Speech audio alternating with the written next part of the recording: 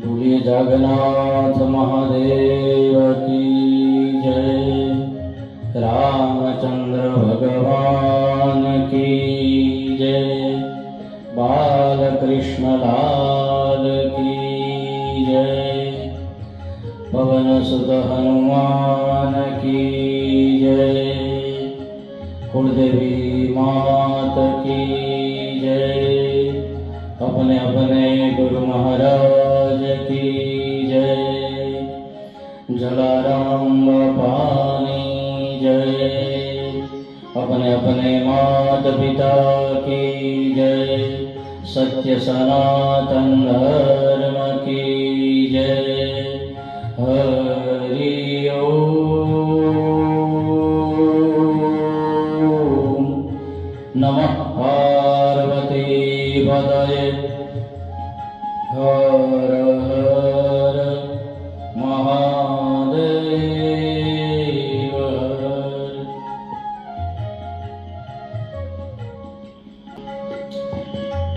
સૌને જય જગન્નાથ। વાલા ભક્તજનો, આજે શ્રાવણ માસનો 11મો દિવસ। આપણે 11મા દિવસની અંદર કથા કરીશું શિવજીની। આજે 11 નથી, 11 મંગળવારે છે, કારણ કે 2 અષ્ટમી એટલે કે 2 આઠમ હતી, એટલે આજે આપણે 11ની કથા ન કરતા આપણે 11મો દિવસ છે, દશમ છે, પણ તો એવી ભગવાન શિવની કથામાં આગળ વધીએ અને પ્રભુને પ્રાર્થના કરીએ। બસ આ જ રીતે અમને સૌને તું નિરોગી રાખજે અને તારી ભક્તિની અંદર તરબોળ કરજે, આવી ભગવાન શિવને પ્રાર્થના મંગળાચરણ કરી અને કથામાં આગળ વધીએ। ગજાનનં ભૂતગણાધિસેવિતં કપિતજંબુફલચારુભક્ષણં ઉમાસુतं શોકવિનાશકારકં નમામિ વિઘ્નેશ્વર પાદપંકજં। વક્રતુંડ મહાકાય સૂર્યકોટિ સમપ્રભા નિર્વિઘ્नं કુરુ મે દેવ સર્વકાર્યેષુ સર્વદા। या देवी सर्वभूतेषु हेमावाणी रूपेण संस्थिता नमस्तस्यै नमस्तस्यै नमस्तस्यै नमो नमः। श्री कृष्ण गोविंद हरे मुरारे हे नाथ नारायण वासुदेव। जिह्वे बिभस्वामृतमेतदेव गोविन्द दामोदर माधवेति। वन्दे देवमापते सुरगुरु वन्दे जगत्कारणं वन्दे पन्नगभूषणं मृगधरां वन्दे पशूनां पति वन्दे सूर्यशशाङ्कवहनिमयनं वन्दे मुकुन्दं प्रियं वन्दे भक्तजनाश्रयं च वरदं वन्दे शिवं शङ्करम्। मनोजवं मारुततुल्यवेगं जितेन्द्रियं बुद्धिमतां वरिष्ठं वातात्मजं वानरयुद्धमोख्यं श्रीरामदूतं शरणं प्रपद्ये। शिवाय नमस्तुभ्यं त्रयीमूर्तये दयानिधे લોકાનામ હિતકારાય નમસ્તે શંકરાય ચ. ત્રણેય દેવી ગુણોના સ્વામી, દયાના સાગર, જગતના કલ્યાણ માટે સદા પ્રયત્નશીલ એવા હે ભગવાન શંકર, હે ભગવાન જાગનાથ, તમને હું નમસ્કાર કરું છું. શ્રાવણ માસમાં શિવજીના ભક્તોના ચરિત્રો એ આપણને ખૂબ ઉપયોગી થઈ રહે છે. શું કામ? કારણ કે આપણે ભક્તિ તરફ પ્રેરાઈએ એટલા માટે જ આ બધા જેને જેને ભક્તિ કરી છે એના આપણને ઉદાહરણો, એક્ઝામ્પલ આપી અને સમજાવવામાં આવે છે કે શિવની ભક્તિ કોણે કરી, કેવી રીતે કરી અને એ કરવાથી એને શું ફળ મળ્યું. જેમ કે સત્યનારાયણ કથા કરીએ, 5 અધ્યાય છે, એમાં પહેલા કથાની ઉત્પત્તિ, પછી કોણે કોણે કથા કરી અને છેલ્લે 5મા અધ્યાયમાં જેને જેને કથા કરી તેના બીજા જન્મ ક્યાં થયા અને એ પછી એનો મોક્ષ કેવી રીતે થયો. તો આજે પણ એક કોઈ ભક્તનું ચરિત્ર છે, એના દ્વારા નાની નાની કથાઓ દ્વારા આપણને શિવ તરફ આપણો માર્ગ ગતિ કરે એ માટે આપણે આવી નાની નાની કથાઓ દ્વારા શિવ ગતિને પામવાના પ્રયાસ કરીએ છીએ. ભગવાન શિવ એવા દેવ છે કે જે ક્યારેક કુટુંબ છોડી દેનાર ભક્તને પણ નિર્વાણ આપે છે, તો ક્યારેક વાનર છે, પશુ છે, પક્ષી છે, કીટક છે, આવી અનેક 84 લાખમાંથી કોઈ પણ પ્રકારની યોનિમાંથી જીવ જાય અને શિવ નું ભજન કરે તો શિવ છે એ પરમ ગતિને આપે છે. ભગવાન શિવ પોતાના ભક્તોને હંમેશા પરમ ગતિ આપે છે. આજે પણ આપણે જાણશું એવા એક અદ્ભુત ભક્ત, ગરુદ્ર એનું નામ, પણ હકીકતમાં એ ગીધ છે, કેતા પક્ષી છે. જેમ જટાયુ છે માં સીતાને રાવણ લઈ જતો હતો અને રસ્તામાં યુદ્ધ કરીને રોકવાનો પ્રયાસ કર્યો, પાંખો કાપી નાખી અને ભગવાન રામના ખોળામાં પોતાનો પ્રાણ છોડ્યો, એ પણ ભગવાનનો ભક્ત. એવી જ રીતે આ ગીધ એને ભગવાન શિવની કૃપા મેળવી, એની કથા છે. હવે પુરાતન સમયમાં વિંધ્યાચલ પર્વત ઉપર આ ગીધ છે એ રહેતો હતો. તેનું નામ છે સૌમ્ય ગૃહ હતું. પોતાનો ત્યાં માળો બનાવી પોતાના બચ્ચાનું પાલન પોષણ કરતો. એ રોજ દૂર સુધી જાય અને પોતાના પરિવાર માટે ખોરાક લાવે, પણ એ પોતાનો જે માળો હતો એનાથી દૂર કોઈ એક તાપસ, કોઈ એક સંન્યાસી એ તપ કરી રહ્યા હતા. એટલે આ ગીધ છે એ તો માંસાહાર ભક્ષણ કરે, એ શાકાહારી નથી. છતાં પણ એની નજર પડી કે આ કોઈ વ્યક્તિ અહીંયા તપ કરે છે અને અહીંયા તો ક્યાંય ખાવાનું પણ મળે એવું નથી. તો આ ગીધ છે એ પેલો જે સંન્યાસી તાપસ જે તપ કરે છે એના માટે જંગલમાં દૂર દૂર જઈને ફળ લઈ આવે છે. પેલા તાપસને ખબર ન હોય એમ ફળ એ તાપસની આગળ મૂકી છાનોમાનો ગીધ છે એ નીકળી જાય છે. પોતે જમે છે ક્યારે ગીધ? તો કે જ્યારે આ સંન્યાસીને પોતે ફળાહાર અડપર કરી આવે પછી પોતે જમે છે, પોતાનો પરિવાર જમે છે. હવે આ અચાનક આવી રીતે તાપસને કોઈ ફળ પહોંચાડે છે, એટલે તાપસ છે ભગવાન શિવની ભક્તિ કરતો હતો, એટલે વિચાર કરે છે કે મને કોણ ફળ આપી જાય છે.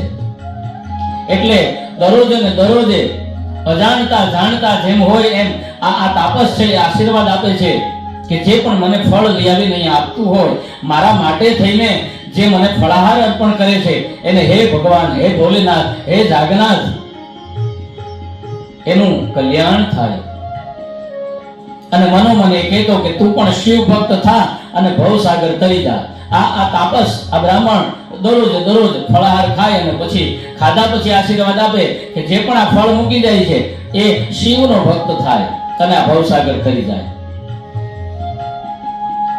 હવે ધીમે ધીમે આ ફળાહાર લાવતું ગીધ છે એના ઉપર શિવની કૃપા થઈ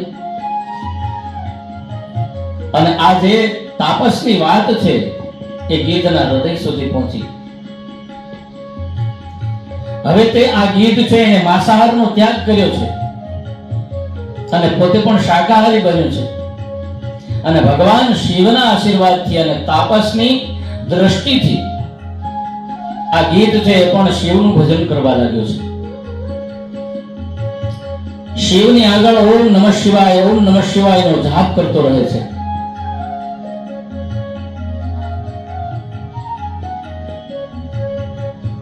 मेरे भोले के दरबार में सबका खाता है, शिव लहरी के दरबार में सबका खाता है.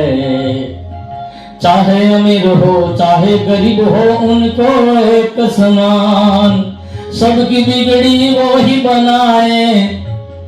हाँ सबकी बिगड़ी वो ही बनाए, हम सबके भगवान. मेरे भोले के दरबार में सबका खाता है.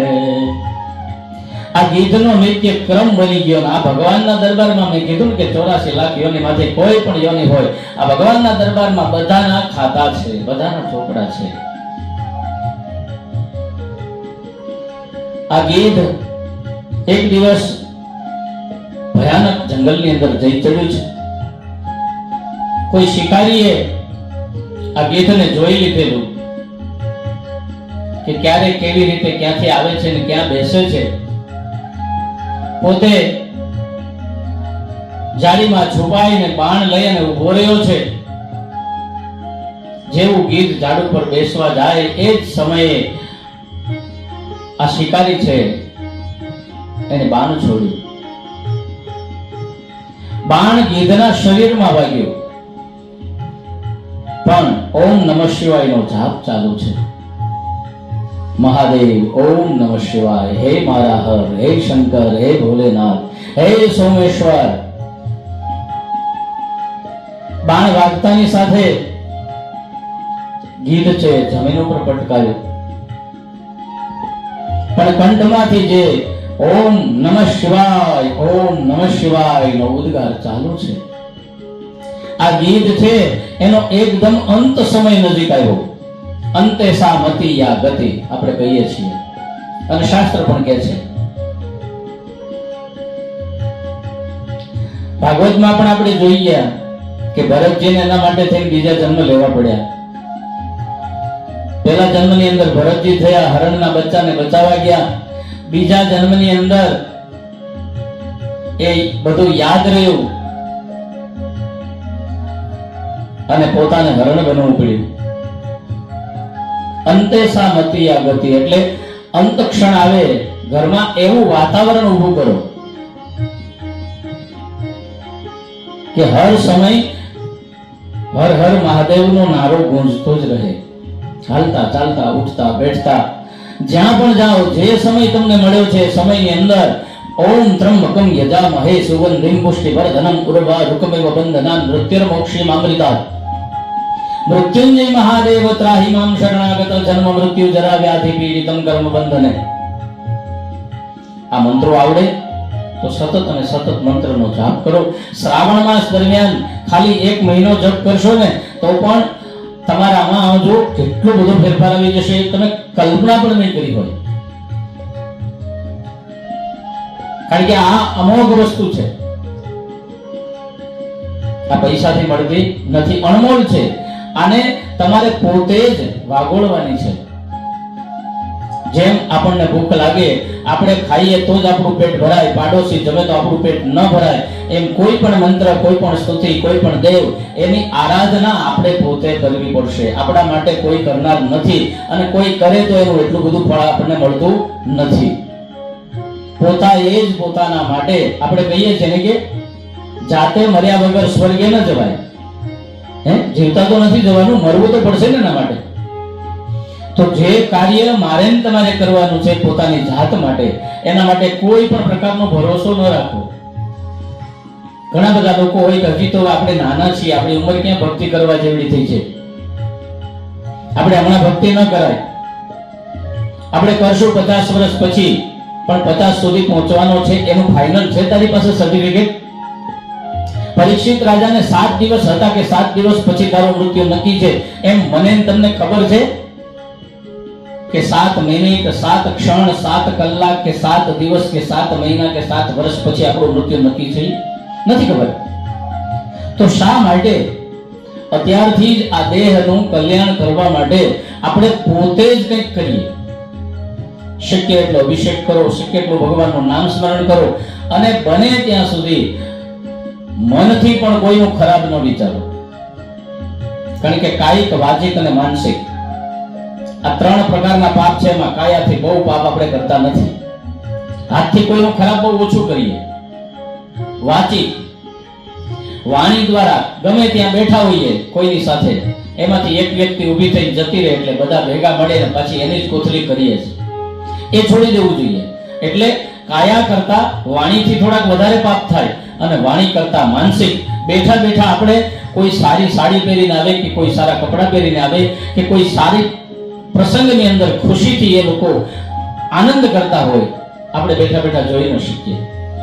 અને મનથી એ કેમ દુખી થાય એની વ્યથા આપણે પોતે કરીએ. આપણે હકીકતમાં કથા કરવાની જરૂર છે આપણા પોતાની, કે હે પ્રભુ, આ દેહ મને તે મનુષ્યનો આપ્યો, બાકીની 84 લાખ યોનિમાંથી તે મને મનુષ્ય બનાવ્યો, તે મને વિચારવાની સમજણ આપી, તે મને એની સાથે બોલવાની સમજણ આપી, તે મને દરેક પ્રકારનું જ્ઞાન આપ્યું, શું ખાવું શું ન ખાવું, છતાં હું આ બધો ભૂલો કરી અને ભટકી ગયો છું. તો એ પરમાત્મા મને તો સાચા રસ્તે લાવે. ભગવાન પાસે આપણે માંગીએ છીએ કેવું? જે એકદમ નકામામાં નકામી ચીજ હોય એ બધું માંગીએ છીએ. આપણે ભૌતિક સુખોથી લઈ અને શરીરની તંદુરસ્તીને માટે થઈને પ્રાર્થના કરીએ છીએ, પણ એ આપણા કર્મ જે છોડેલા છે, કરેલા છે, એ કોઈને છોડતું નથી. ભગવાનની ભક્તિ કરવાથી આપણા કર્મો છે એના બંધન તૂટે, એની પણ આપણને ખબર હોવા છતાં પણ આપણે ભક્તિ કરતા નથી.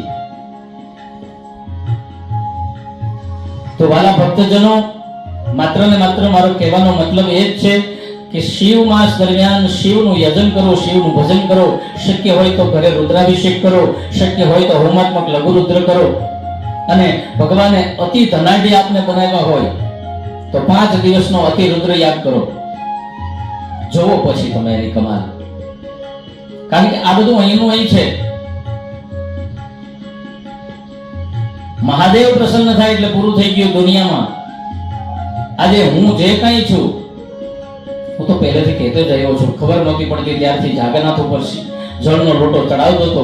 એટલે આજ દિન સુધી મને કોઈ પણ પ્રકારની કોઈ તકલીફ એવી પડી જ નથી કે જેથી કરી અને મને કોઈ દુઃખ થાય. જ્યાં જ્યાં જ્યારે જે સમયે જે ચોકઠામાં મને એને ફિટ કર્યો છે એ મને મંજૂર છે, કારણ કે મને ખબર છે કે હું એને બદલી શકવાનો નથી. પછી એના માટે શા માટે હું એની આગળ રડું? નહીં, તે જે આપ્યું છે એ મને મંજૂર છે. પણ સાથે ભક્તિ સતત અને સતત ચાલુ રાખો શિવની, એટલે તમે ઓટોમેટિક તમને આપમેળે તમને ખબર ન પણ હોય અને છતાંય આપી જાય છે. જેમ સુદામા કૃષ્ણ પરમાત્માને ત્યાં ગયા ને સુદામાને ખબર નહોતી કે પોતાને ત્યાં મહેલ બની ગયો છે, એમ જાગન્નાથ આ વિશાલનું ધ્યાન રાખે છે. 100% મારો મહાદેવ મારી સાથે છે. લંડન હતો તો પણ સાથે, અહીંયા છું તો પણ સાથે. અને એટલા માટે હું જે અનુભવી રહ્યો છું, હું જે પામી રહ્યો છું, એ મારો મહાદેવ જ અંદરથી મને બોલાવે છે કે તું તારા ભક્તો સુધી, તું તારા યજમાનો સુધી આ તારો ભાવ છે એને તું શેર કર, એને તું વહેંચ, જેથી કરી બીજા પણ કોઈ આવી ભક્તિ કરી શકે. એમાં કોઈ ખર્ચો નથી. તમે ઘરે બેસી મંત્રનો જાપ તો કરી શકો ને, અનુષ્ઠાન તો કરી શકો ને. ભણેલા ગણેલા, અત્યારે આપણને બધા મંત્રો આવડે છે દરેક વ્યક્તિને, નહીંતર બ્રાહ્મણો પાસે અનુષ્ઠાન કરાવવું પડતું. અત્યારે ઘરે બેસીને સવારમાં એક શિવજીનું સ્થાપન કરો, દીવો કરો અને નક્કી કરો કે મારે આખો શ્રાવણ મહિનો મહામૃત્યુંજયના જપ કરવા છે. જો અનુષ્ઠાન કરવું હોય તો અલગ રીતે થાય, પણ જપ કરવા છે જેટલી માળા થાય એટલી રોજ કરવાની. શ્રાવણ માસ પૂરો થતા પછી તમે જોજો, તમે સામેથી મને કોલ કરીને કહેશો કે વિશાલભાઈ, અમે જે કંઈ હતા ને એના કરતા કંઈક અલગ જ છીએ. અમારા ઘરનું વાતાવરણ બદલી ગયું છે, અમારા બાળકોમાં કંઈક ફેર પડી ગયો, અમારા પેરેન્ટ્સમાં કંઈક ફેર પડી ગયો. અરે અમે જ્યાં નોકરી કરીએ છીએ ત્યાં સ્ટાફ અમારો છે ને એમાં કંઈક ફેર પડી ગયો છે. કારણ કે શિવ છે એને તમે સાધી લ્યો એટલે દુનિયામાં બીજા કોઈની જરૂર નથી, અને એ આપ મેળે તમારા રસ્તા એક પછી એક ખુલતા જશે. કારણ કે આપણી કથા આજની છે ગીધ જેવું ગીધ, જે પક્ષી છે, જે માંસાહારી હતું એ શાકાહારી બન્યા પછી શિવને સેવે છે. અંત સમયે તેને બાણ વાગ્યું અને બાણ વાગતા એનો પ્રાણ જવાનો સમય છે, અને એ સમયે પણ એને શિવનું નામ છોડ્યું નથી. એટલે શું થયું? તો અસિદ્ધગીરી સમસ્યા તત્જલમ સિંધુ પાત્રે સુરતરવર શાખા લેખની પત્ર મુર્વી લિખિતિ યદિ ગૃહીત્વા શારદા સર્વકાલમ તદપિ તમ ગુણાનામ ઈશ પારણ્ય યાતિ. આવો ભગવાન ભોળિયોનાથ ત્યાં પ્રગટ થયો. આ નામની તાકાત છે. નામ સમવડ કો નહીં જબ તબ તીર્થ જોગ, નામે પાતક છાંડિયો નામે નાસે રોગ. ભગવાનના નામમાં એટલી તાકાત છે કે આપણે એટલા બધા પાપો કરી જ નથી શકતા. એ નામ ભગવાનનું જે છે એમાં એટલી તાકાત છે કે પાપોને બાળી નાખે છે. એનાથી વધારે હું તમે પાપો કરી શકતા નથી.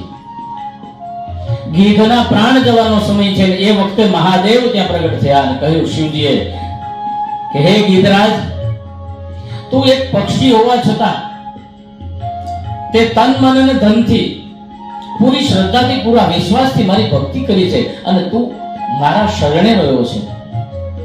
કે અજાણતા કોઈ તાપસની સેવા કરી અને એ સેવાનું ફળ તને મળ્યું કે તને શિવની ભક્તિ મળી. હું આ તારી ભક્તિથી પ્રસન્ન છું. આવો ભક્ત જ્યાં હોય ત્યાં શિવજી કહે છે કે મારે અવશ્ય જવું જ પડે છે, અને ભગવાન કહે છે કે હું ત્યાં રહેવાનું પસંદ કરું છું. શિવજીએ કહ્યું કે હે ગીધરાજ સાંભળ, यत्र यत्र महाभाग शिवनामानुकीर्तनं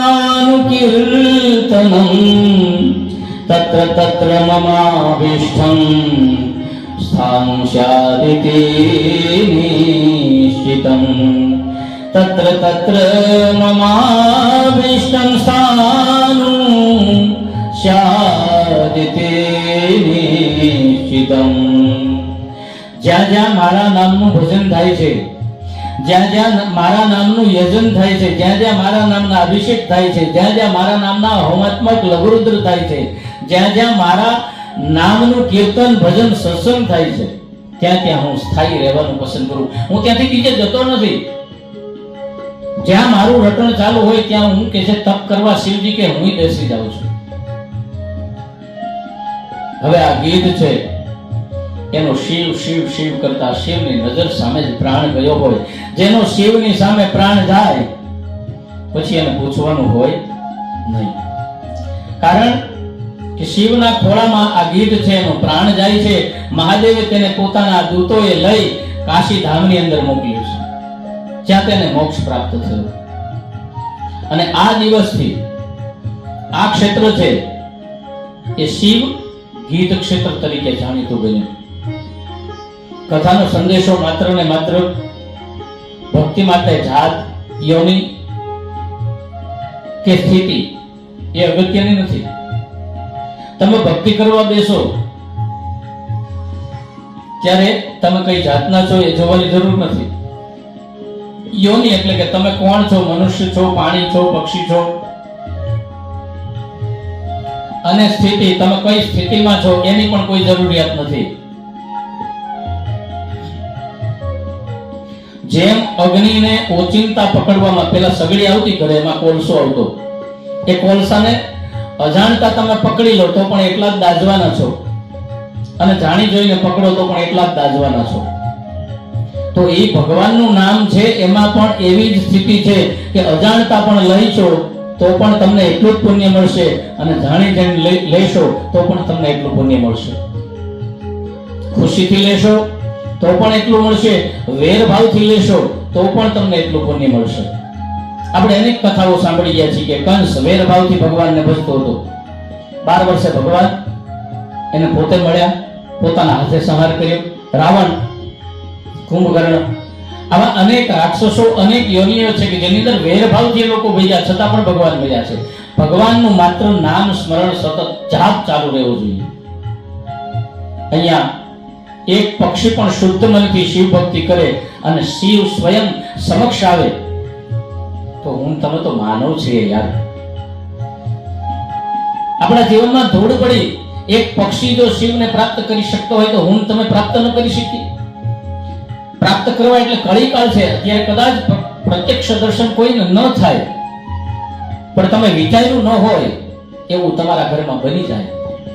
તમે સ્વપ્નમાં પણ વિચાર ન કર્યો હોય કે હું આ વસ્તુ બની શકીશ, કરી શકીશ, એવું સ્વપ્ન ન આવ્યું હોય, અને છતાં તમારી જિંદગીની અંદર કોઈ એવો પડાવ આવે, એવો મુકામ આવે કે જ્યાં તમને બધું જ એકદમ તમારી દ્રષ્ટિથી દૂર ન હોય, નજીક હોય, અને તમને માનસિક રીતે સુખ સુખ સુખ અને સુખ જ લાગે. ઓહો, આ તો ભગવાનના ચારે હાથ મારી માથે આવી ગયા. આ અનુભવ મેં પોતે અનુભવેલો છે. હું નાના એવા ગામમાં હતો, 2500 ની વસ્તી, અને એ શિવની કૃપા થઈ કે જેને મને લંડન મોકલ્યો જલારામની સેવા કરવા. અને બાપાની સેવાથી આજે મેં મારા સ્વપ્નમાં વિચારેલું નહોતું કે હું કોઈ દિવસ લંડન જઈ શકું. અરે મિત્રો, હું તમને બહુ એકદમ ચોખ્ખી વાત કરું કે પ્લેન છે ને ઉપરથી જતું જોયું હતું. પ્લેનની નજીક જઈને પ્લેન જોયું નહોતું કે આ વિમાન આવું હોય. આ શિવની કૃપા છે. એને પ્લેને દેખાડ્યું, લંડને દેખાડ્યું, અને 7 વર્ષ સુધી લંડનમાં રાખ્યો. 7 વર્ષ પછી માતા પિતાની સેવા કરવા માટે થઈ અને પરત પાછો ઇન્ડિયા બોલાવ્યો. એ મહાદેવે જ કરે છે, બીજું કોણ કરે છે? એટલે કહું છું કે શિવને ભજો બસ. જેટલી થાય એટલી એની ભક્તિ કરો, જેટલી થાય એટલી એની માળા કરો, જેટલા થાય એટલા એના નામ લ્યો. શ્રાવણ માસમાં જેટલું નામ સ્મરણ, જાપ, દાન, સેવા થાય એ જીવન છે એ તમારું આખું બદલાઈ જાય છે, અને આ ભવ ચક્રમાંથી આપણને મુક્તિ આપે છે. આ શિવ છે એ તો ભક્ત વત્સલ છે. શિવ એ બહુ દયાળુ છે. ક્યારે તમને શું આપી દે એ ભગવાન શિવ નક્કી નથી કરતા. શિવ તો ભક્ત વત્સલ છે, ભોળા શંકર દયા કરે. ભક્ત ગીત પંખી બનીને શિવમાં ભક્તિ ભજા કરે. જો ભક્તિ હોય સાચી તો શિવ દેહે દર્શન આપે. ભોળાનાથ ભય દૂર કરે અને મોક્ષનો માર્ગ જગાવે. શિવ તો ભોળા છે, શિવ તો ભક્ત વત્સલ છે. શિવ તો ભોળા છે, શિવ તો ભક્ત વત્સલ છે. વાલા ભક્તજનો, આજની કથાને અહીંયા વિરામ આપીએ. કાલની કથામાં ફરીથી મળીશું. કાલે 11 છે, એકાદશી છે. સૌને જય જાગનાથ. અને ફરી એક વિનંતી, શેર કરો, સબસ્ક્રાઇબ કરો, જેથી કરી અને આ કથા દરેક જીવ સુધી પહોંચે. મારો પ્રયત્ન છે એમાં હું સફળ થાવ, આપ મદદગાર બનો. આપણે શાસ્ત્રના આધારે કહીએ છીએ કે આંગળી ચીંધવાનું પુણ્ય છે, તો એ જ રીતે આ કથા કોઈ બીજા સુધી પહોંચાડશો, એના દ્વારા એના જીવનમાં કંઈ ફેરફાર આવ્યો તો એમાં મને નહીં તમને પણ એટલું જ પુણ્ય મળશે કે તમારા દ્વારા એ કથા એના સુધી પહોંચી હતી. તો સૌને ફરીથી એક વખત જય જાગનાથ, જય જલારામ.